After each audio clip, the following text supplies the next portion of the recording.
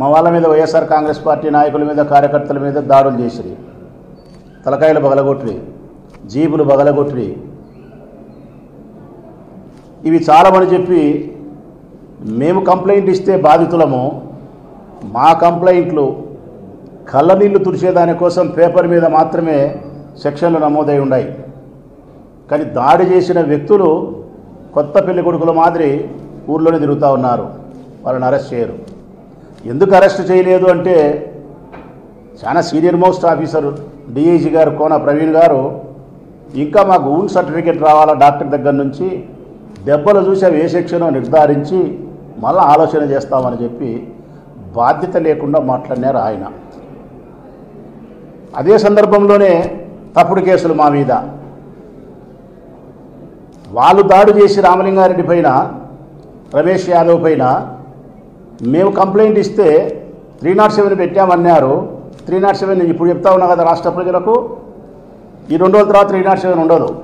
ఈ 2 రోజులు అరెస్ట్ చేయరు, ఈ 2 రోజుల తర్వాత 307 324 అవుతుంది, స్టేషన్ బెయిల్ ఇస్తారు. విచిత్రం ఏంటంటే మా వాళ్ళ మీద మళ్ళీ ఎదురు కేసు పెట్టినారు, ఎస్సీ ఎస్టీ అట్రాసిటీ 307 అని చెప్పి రామలింగారెడ్డి పైన, హేమాద్రి పైన, ఇంకా అదర్స్ 50 అని పెట్టినారు. ఈ 50 మంది ఎవరు అంటే చేసిన వాళ్ళు కాదు. ఈ 50 మంది ఎవరంటే ప్రజలారా చేసిన వాళ్ళు కాదు. పులివెందుల మండలానికి సంబంధించిన 20 గ్రామాలలో వైఎస్ఆర్ కాంగ్రెస్ పార్టీకి నాయకత్వం వహించే నాయకులు, వారికి ప్రధానమైనటువంటి క్రియాశీలకమైనటువంటి కర్తలు, కార్యక్రమాన్ని నిర్వహించే నాయకులు. గ్రామ గ్రామానికి 2, 3, 4 ఏరపంచుకుంటూ ఒకసారి ఇప్పుడు ఈ 2 రోజులు, ఇది 9వ తారీఖు, 9 నుంచి 11 వరకు పోలీసుల పని ఏంటంటే ఆ 50 మందిని ఫిలప్ చేయాలా. ఈ 20 పల్లెలకు సంబంధించిన మా నాయకత్వాన్ని ఫిలప్ చేయాలా. ఇప్పుడు 11 మందిని పిలుచుకుపోయినారు. వాళ్ళలో ఒకరికో ఇద్దరికో ఎల్బీ ఉందన్నారు. వాళ్ళ పంపించి 9 మందిని పెట్టుకుంటారు. ఇంకా 41 మందిని కావాలా. ఆ 41 మందిలో రామలింగారెడ్డి ఏమాత్రి పోతే ఇంకా 39 మంది కావాలా. ఈ 39 మందిని ఈ పల్లెల్లో ఏరపంచుకుంటా చేస్తారు. వాళ్ళు ఉండారా అంటే ఒక్కరు లేరాడా. అంటే వాళ్ళ ఉద్దేశం ఎన్నికల నాటికి తెలుగుదేశం పార్టీకి లైన్ క్లియర్ చేయాలా. పోలీస్ ఎవరెవరైతే వైఎస్ఆర్ కాంగ్రెస్ పార్టీకి ప్రధానంగా నాయకత్వం కార్యకర్తలు ఉండారో వాళ్ళందరినీ బియ్యంలో రాళ్ళు ఏరపంచినట్టు ఏరపంచి స్టేషన్లో పెట్టాలా. ఇంకా ఎవరన్నా చిన్న చితక పనిచేసే వాళ్ళు పార్టీ కోసం ఉంటే వాళ్ళని బైండోవర్ల పేర్లతో స్టేషన్ పిలిపించి వాళ్ళని బెదిరించి స్టేషన్లకే పరిమితం చేసి, లేకుంటే ఇంటికి ఇచ్చినా కానీ వాళ్ళు పని చేయకుండా పార్టీకి పారిపోయేటట్టు బెదిరించే కార్యక్రమం. టోటల్గా ఎన్నికలు జరిగే సమయానికి ఎవరు వైఎస్ఆర్ కాంగ్రెస్ పార్టీకి ఉండకూడదు. లైన్ క్లియర్, రాజబాట చేసి పెట్టాలా తెలుగుదేశం పార్టీ వారికి. పోలింగ్ రోజున ఎవరో మా వాళ్ళు చిట్ట చివరిగా ఉండే వాళ్ళని ఏజెంట్గా కూర్చోబెడితే వాళ్ళ మీద దౌర్జన్యం చేసి బయటికి లాగేసి పోలీసులు ప్రేక్షక పాత్ర వహించి మీరే ఓట్లు వేసుకొని మేము గెలిచినాము అని అనిపించుకునే దానికోసం ఈ తప్పుడు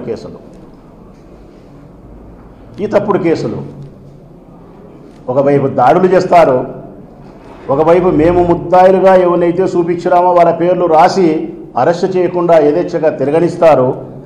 వాళ్ళ వాహనాలలో మారణాదాలు పెట్టుకొని స్వేచ్ఛగా తిరుగుతానే కానీ పోలీసులు పట్టించుకోరు.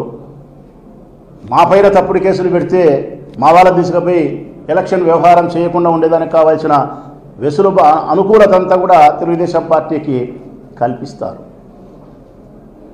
మరొక వైపు నుంచి మా నాయకులను కార్యకర్తలను డబ్బులతో కొనుగోలు చేసే వ్యాపారం ఒక 4 రోజుల కిందటనే చేసినారు. ఇప్పుడు ఓటర్లను ప్రలోభపెట్టే ప్రయత్నం జరుగుతుంది. ఇక నేను చెప్పినట్టు, మొట్టమొదట చెప్పినట్టు, మేము పోటీ చేసింది తెలుగుదేశం పార్టీతోనా ప్రజలారా, పోలీస్తోనా? ఒక్కవే మాట చెప్తా ఉన్నా, ఒక్క పేరు, ఒకే ఒక పేరు, వ్యక్తి కూడా కాదు ఇక్కడ. వ్యక్తి మరణించినాడు, స్వర్గస్థుడైనాడు. ఆ వ్యక్తికి ఉండే పేరు వైఎస్. వైఎస్ వాళ్ళు అంటారు ఇక్కడ. వైఎస్, ఆ వైఎస్ అనే పేరుకు పులివెందుల తాలూకాలో ఓటమి లేదు. ఆ పేరుకు ఓటమిని చూపించాలా అనే దానికోసం ఎన్ని అడ్డదారులు దొక్కాలనో అన్ని అడ్డదారులు దొక్కుతున్నారు. కర్ణుని సావుకు కారణాలు ఎన్నో అన్నట్టు పులివెందులలో వైఎస్ కుటుంబానికి ఓటమిని చూపించాలనే దానికోసం వీరు తొక్కే అడ్డదారులు 1 కాదు, 2 కాదు, 3 కాదు.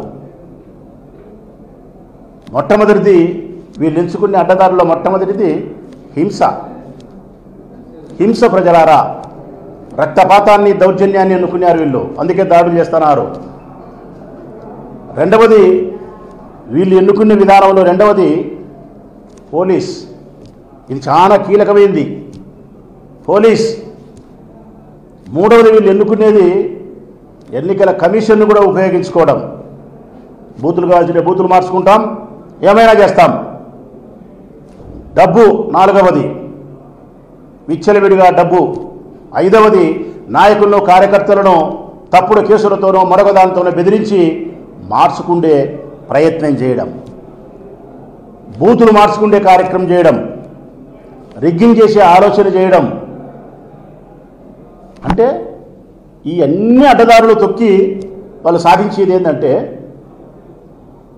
జెడ్పీటీసీ గెలిచినామని కాదు, వైఎస్ను ఓడించినాము అని. వైఎస్ ఎక్కడున్నాడు? స్వర్గస్థుడై స్వర్గలోకంలో ఉన్నాడు.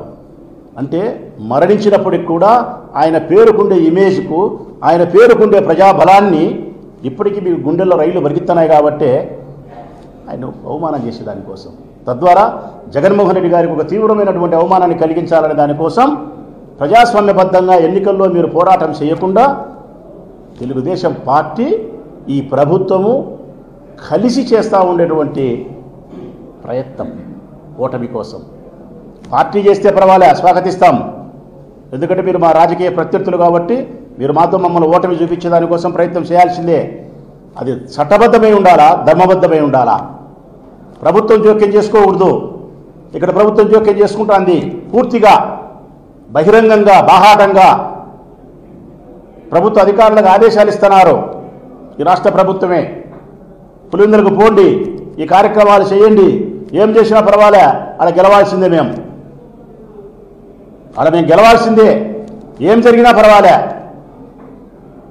ప్రభుత్వము, పార్టీ, ఎన్నికల కమిషను